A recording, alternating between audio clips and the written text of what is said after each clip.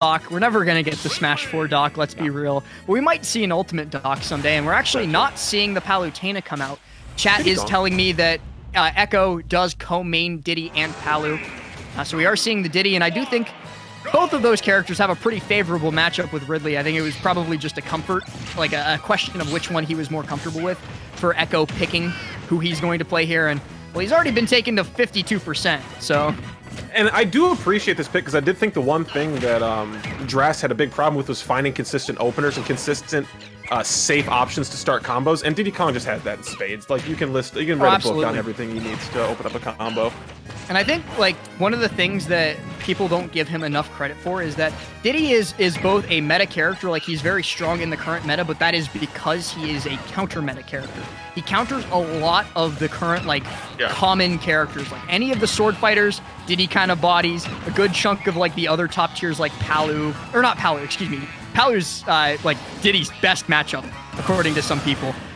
So, like, he hard counters Palu, he hard counters Joker, he does really well against Aegis. So, like, Diddy, a very strong pick in the current matchup, and Ridley's no different. He really struggles against the monkey. Right.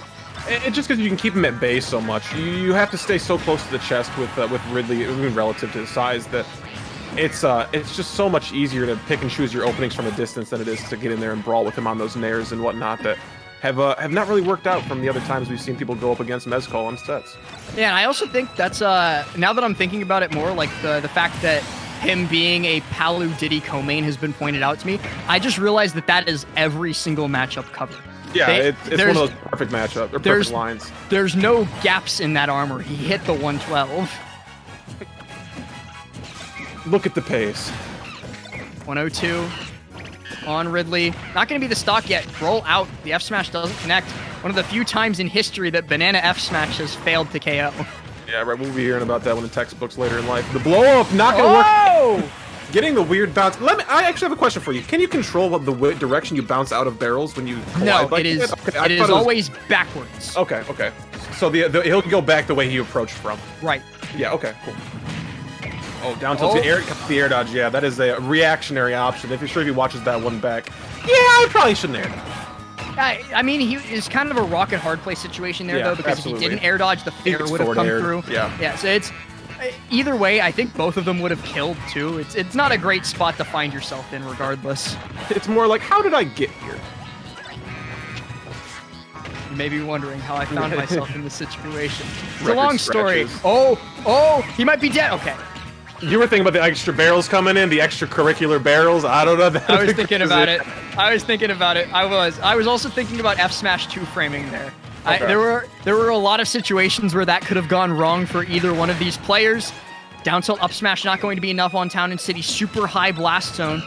Going to need to do a little bit more work. Echo is. Still not going to do it quite yet. Probably will in the near future if the percent gets high enough.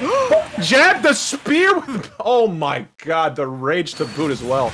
Yeah, no, so not only did he have full rage thanks to being knocked into the blast zone, but he just caught him lacking a little bit in the range department. The one spot where Ridley has Diddy beat, not counting like Banana and Peanut Gun. Ridley has Diddy beat pretty hard there. He tried for a jab. I think he believed he picked up the banana, but you see Mezcaul holding the banana in his hand there. Right. So I think he was trying to pick up the banana. Yep. He wanted to pick up the banana and throw it right at him. I was watching the Twitch stream for the extra replay. So that he could throw it right in his face, and ended up eating an F tilt for his troubles. Banana in hand fear for Ridley again. See, close to the chest play. It's hard to do when you don't have that banana to start. Dash attack also going to be a nice little lead-in option for you. Yeah, it's just like the range at which Ridley can box is kind of being played with here, is to not allow Diddy Kong to get this banana. Yeah, I mean, that Nair is always a super huge tool in neutral, and we've seen it quite a bit. But something that I'd like to point out that I'm a huge fan of Mezcaul for making great use of is these landing Nair into the F tilt, because he knows his spacing. He's been hitting these tippers. He's angling them as well, just to make sure that he maximizes the damage and the knockback. It's very impressive to see like this much control over what some people like might think is a little bit more of an unwieldy character, but Ridley has some good movement. Right.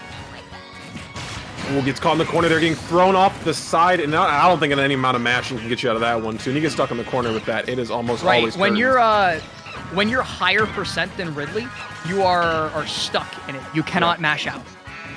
So that was guaranteed at that point. But now Diddy getting the chase with the down tilt up smash, still not enough to KO. Yeah, no rage there too. That happens in that last stock. It's a death for sure. Oh no! He's not dead. I thought a nair could come out because I'm assuming Diddy Kong has to immediately barrel there. Interesting, very interesting. I love the idea. Especially with no jump. Keep in mind he didn't have the jump in that situation, so he had no choice but to instantaneously barrel, and Mezcaul just did not catch him at the correct angle. So he ended up losing his stock for it, but you gotta respect it sometimes. Yeah, it feels like Mezcal's the kind of player to go for it, as we've seen in these past few sets. Risk it for the biscuit, so to speak. I'm down. Down to the forward air, gonna get this easy damage. Forward air off ledge though too. Banana not able to come in handy quick enough to get any sort of ledge trap going, but still Mezcaul in the corner. Confident though in his position. Ooh, looking for the F tilt on the ledge. Still has Banana in hand. Nice Z catch off of the pop on shield. I actually am very impressed with how frequently Mezcal's been able to take away Banana, but he does eat a down tilt up smash.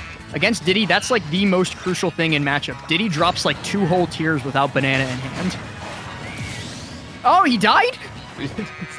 Hey, damned if you do, damned if you don't. If higher percent, lower percent. Come on now. Nair to catch here too. On the landing, gets the trade. Actually, that's a good trade because it negates the Banana follow-up, which I'd be very happy for. Forward smash that? No, looking for a landing anyway, though. Oh, the weights! Oh, he wanted the air dodge or landing on the platform. That would have been elite. Looking for something here on the ledge. Echo is definitely trying to close this out with like a spike or something else along those lines. Hasn't been able to do it yet, and there it is. There's that Z drop Banana into the dare. Very, very well played there.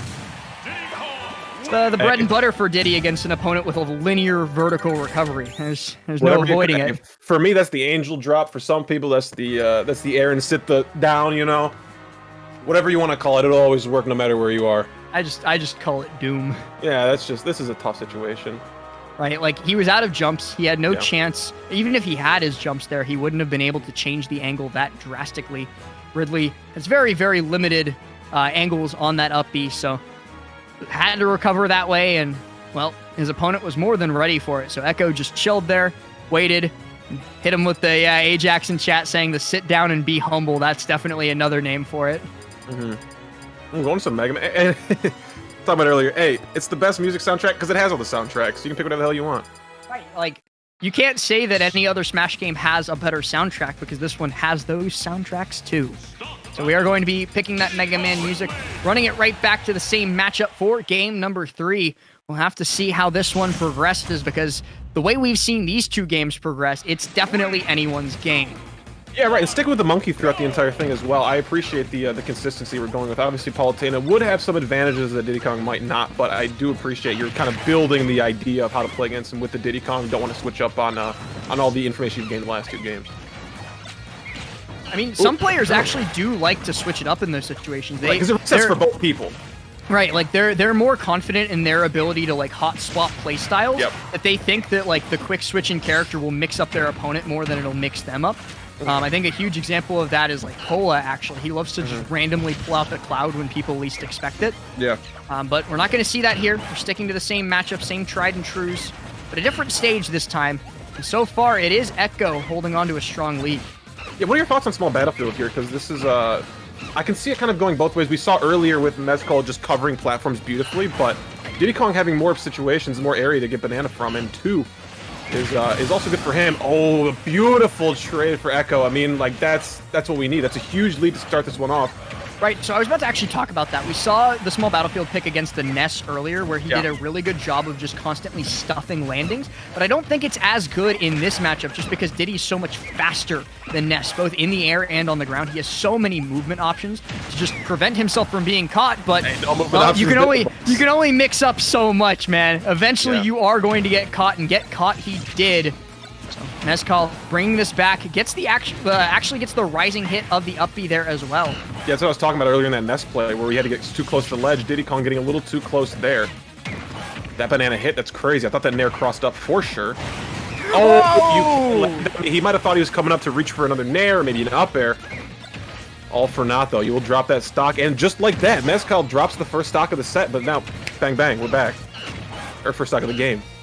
This is an unfortunate spot to find yourself in because, oh no. Monkey, he might be dead. He might be super dead. He had no choice there. He had no option because if you'll look, we're gonna see this on the replay again, and I can't wait for the replay because I want to break this down so badly. So you're gonna see him go for the side B here, stuffed out by nair. He keeps throwing out these nairs because he wants to stuff out every single option that he's going for. If you don't, at first you don't succeed, just try again. So he comes back to the stage yet again, catches it, waits for the jump to come out, and then just calls it out with the up B. So beautifully played by Mezcaul. And as a result, he's going to be moving on in bracket where I believe they'll face off against somebody, but Smash GG refuses to tell me.